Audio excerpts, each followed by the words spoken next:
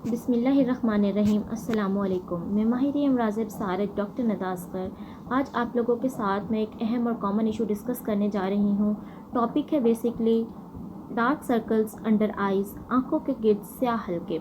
ये एक common issue है जो किसी भी उम्र में हो सकता है, कोई भी स्पेसिफिक वजह हो सकती है जिसकी वजह से ये इशू आ सकता है, बच्चे बड़े बुजुर्ग सब में। अब वन बाय वन हम इसके रीज़न्स और इसके ट्रीटमेंट ऑप्शंस आपके साथ डिस्कस करेंगे।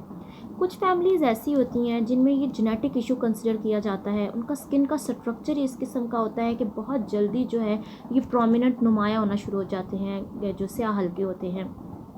अब बहुत से इस इशू को हम फैमिलियल डार्क सर्कल्स इशू कहते हैं। अब जो दूसरा ऑप्शन है वो ये होता है कि इसमें एजिंग प्रोसेस होता है। जिस जिस तरह हमारी उम्र बढ़ती है उस तरह जो है हमारी जो स्किन फैट डिपॉजिट हुई होती है हमारी स्किन में वो लूज़ होना शुरू हो जाती है, वो नरम और मुलायम हो जाती है, जिसकी वजह से वो ड्रॉप होना शुरू हो जाती है, जो फैट डिपॉजिट होता है। और यहाँ पे डिप्रेशन पड़ जाता है, जिस डिप्रेशन के पड़ने की वजह से यहाँ पे जो है आपको डार्क सर्कल्स फील होना शुरू हो जाते हैं। खैर, इसके भी ट्रीटमेंट ऑप्शंस हैं जो मैं आपसे बाद में डिस्कस करूँगी। उसके बाद ऐसे बच्चे, ऐसे लोग जो कि मोबाइल फ़ोन का बहुत ज़्यादा इस्तेमाल करते हैं। लाइक अगर हम रात को सोने लगे हैं तो हम सोने की बजाय लेट के मोबाइल फ़ोन को बहुत ज़्यादा इस्तेमाल करते हैं। ये डार्क सर्कल्स की एक बहुत अहम वजूहात में से एक वजह है। उसके बाद ऐसे बच्चे जिन्होंने स्टडी करनी होती है लेकिन वो प्रॉपर लाइट नहीं यूज़ करते स्टडी के लिए और लेट के पढ़ते हैं, जिसकी वजह से डार्क सर्कल्स बहुत जल्दी नुमाया हो जाते हैं। पानी का कम इस्तेमाल एक अहम वजह है। उसके अलावा हम अपनी डाइट का ख्याल नहीं रखते। बहुत से ऐसे लोग होते हैं जो स्मोकिंग करते हैं, तंबाकू नोशी, सिगरेट नोशी, ये एक अहम वजह है।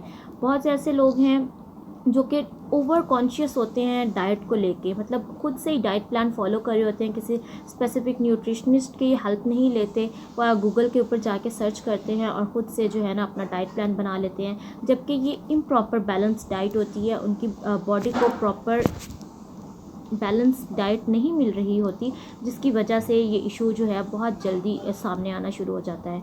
वो लोग जिनको धूप जो है वो बहुत ज़्यादा इरिटेट करती है, उसकी वजह से जो है वो डार्क सर्कल्स जो हैं वो आ जाते हैं। और बहुत से बच्चों में ये आदत होती है कि वो अपनी आइज़ को जो है वो बहुत ज़्यादा रब करते हैं। जब हम अपनी आइज़ को बहुत ज़्यादा रब करेंगे तो रब करने की वजह से जो है यहाँ पे जो है निशानात बन जाएंगे, जो डार्क सर्कल्स या हल्कों की एक वजह बनेंगे। उसके बाद ये एक बहुत नींद की जो सबसे अहम वजह मैं आपको बताना भूल गई कि नींद का पूरा ना होना, ये एक अहम वजह है। अब ये सारी वजूहात वो हैं जो बहुत कॉमन है, इसके अलावा भी बहुत सी होती हैं।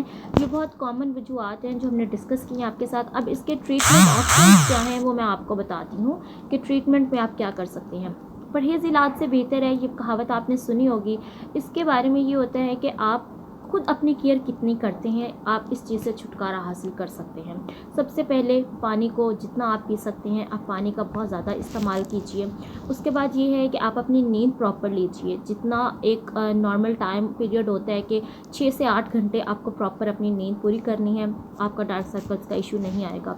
वो बच्चे जो स्टडी करते हैं इम्प्रॉपर लाइट में, उनको चाहिए कि एक अच्छी रोशनी के अंदर क्या नाम है अपनी स्टडी कीजिए। अगर स्टडी नहीं करेंगे प्रॉपर लाइट के अंदर तो वो आइज़ पे स्ट्रेन पड़ेगा और ये इशू आएगा।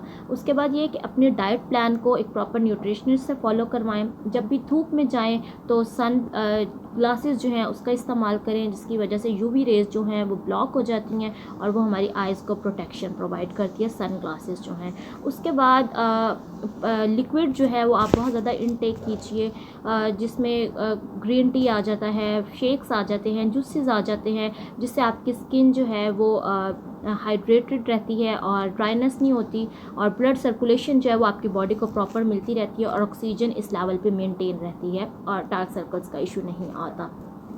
उसके बाद जो घर में होम रेमेडीज़ हैं वो इस सबसे बेस्ट रेमेडीज़ में जो 2 रेमेडीज़ हैं मैं आपके साथ डिस्कस करूँगी।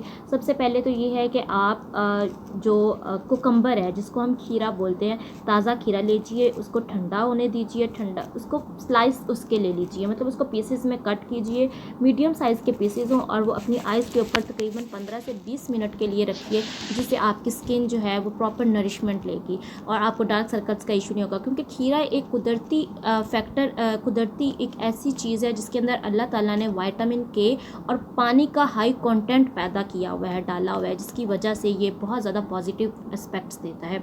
उसके उसके अलावा हमारे पास टी बैग्स का एक ऑप्शन आता है कि आप उसको टी बैग्स यूज़ करने के बाद फेंकने की बजाय फ्रिज में रख लें और जब आप ठंडे हो जाएं तो उसको अपनी आंखों के ऊपर तकरीबन 20 से 30 मिनट के लिए रख लें, जो आपकी आंखों को एक सूदिंग इफेक्ट देगा। उसके बाद कोल्ड कंप्रेसर आ जाता है, मतलब ठंडे पानी की टकोर, आप कोई भी बॉटल लेके उसको ठंडे होने के लिए फ्रिज में रख दें और थोड़ी देर के लिए रखें, जिससे आपकी स्किन हाइड्रेटेड हो जाएगी। उसके बाद ये होता है कि अगर फिर भी ये इशू रिजॉल्व ना हो तो आप स्किन स्पेशलिस्ट से कंसल्ट करते हैं। डर्माटोलॉजिस्ट आपको डिफरेंट प्रोसीजर्स बताता है, कुछ क्रीम्स ऑइंटमेंट्स आपको रिकमेंड करते हैं जो आपने अपनी स्किन के ऊपर अप्लाई करनी होती है, जिससे आपका ये इशू जो है वो रिजॉल्व हो जाता है। अगर ये ना हो तो कुछ प्रोसीजर्स होते हैं। अंडर आई फिलर्स एक कॉमन प्रोसीजर है जो डर्माटोलॉजिस्ट करते हैं। उसके बाद ये है कि PRP प्रोसीजर होता है, प्लाज्मा रिच प्रोटीन फैक्टर जो होता है ये करते हैं। और लास्ट पे ये होता है कि लेज़र थेरेपी होती है, वो करते हैं। तो ये सारे प्रोसीजर्स हैं। एट द एंड यही कहूँगी कि ट्रीटमेंट से ज़्यादा आप अपनी केयर कितनी करते हैं ये इस चीज़ के अंदर मैटर करता है। अगर आप अपनी केयर अच्छे तरीके से करेंगे तो डार्क सर्कल से आप इंशाल्लाह बिल्कुल बच जाएंगे। उम्मीद है कि आपके लिए ये बहुत फ़ायदेमंद साबित होगी। अगर फिर भी आपको कोई भी क्वेश्चन है तो आप नीचे कमेंट सेक्शन में ज़रूर पूछिएगा। दुआ में याद रखिएगा। अल्लाह हाफ़िज़।